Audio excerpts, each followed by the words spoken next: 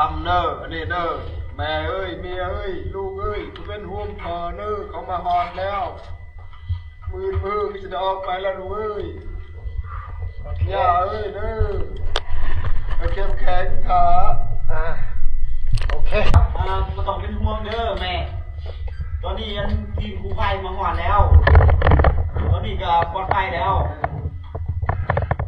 กินหอดแม่เด้อกินหอดแม่ก็พอร้ายตอนนี้นะจนนายมือลูกเลยออกมาแล้ว ชื่ออะไรครับสบายดีเสือมืดมาต้องเป็นห่วงเด้อพ่อแม่แข็งแห้งอยู่มืดกันสิได้หอดบ้านแล้วขอบคุณแม่เด้อสบายดีสิเลนเด้อบ่ต้องห่วงเด้อเอ็มเด้อวันนี้เด้อทีมกู้ภัยมาหอดเด้อลูกยังแข็งแห้งดีเด้อจนนายลูกเอาไปหาเด้อเอ็มเด้อไปเด้อเด้อสบายดีแม่ลูกปลอดภัยดีเด้อ2-3 มื้อลูกเอาไปหาแล้วบ่ต้องเป็นห่วงลูกยังเข้มแข็งแข็งแห้งดีอยู่แล้วโอเคเดี๋ยวผมจะปั๊มน้ำลงเอาอาหารมาให้แล้วให้พวกคุณคานออกไปได้ไหมได้นะโอเคครับ ตอนนี้นอนพักผ่อนไปก่อนนะเดี๋ยวมา